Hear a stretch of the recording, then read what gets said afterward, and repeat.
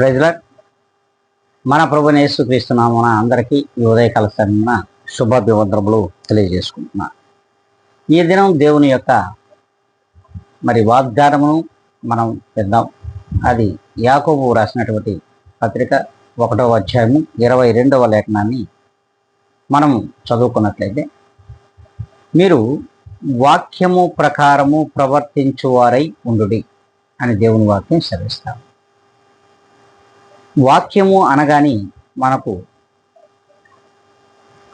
ప్రభువైన యేసుక్రీస్తు వారు గుర్తుకు రావాలి.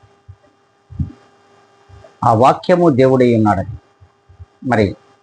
మనమందరం కూడా దేవునికి మాదిరికరంగా మనం ఈ లోకంలో ప్రవర్తించేవారు అయితే ఖచ్చితంగా దేవుడు మనందరి మీద కూడా తన యొక్క కృప నిలిచి ఉంటుంది.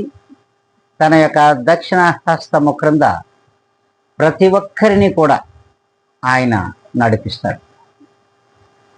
అలా మనం ప్రవర్తించే వారిగా ఉందాము అనుకుంటే ఇప్పటి నుండే ఇప్పుడే తలలో ఉంచుకొని కళ్ళు మూసుకొని దేవుని యందు ప్రార్థనలో ఏకీపిద్దాం. మహాపరిశుద్ధుడా, ప్రేమ స్వరూపి, నీ ఘనమైన శ్రేష్టమైన అపూర్వమైన నామమునకు ఎనలేని కృతజ్ఞతలు స్తుతి స్తోత్రములు సమర్పించుకుంటున్నాం.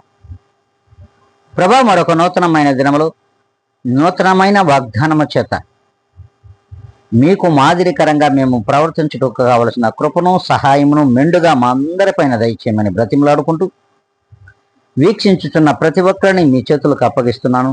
నన్ను నేను అతి మిక్కిలిగా తగ్గించుకొని యేసు క్రీస్తు యొక్క గొప్ప ప్రశస్తమైన నామమున అడిగి వేడుకొని ప్రార్థిస్తున్నాను మా ప్రియ గొప్ప పరలోక తండ్రి. ఆమెన్.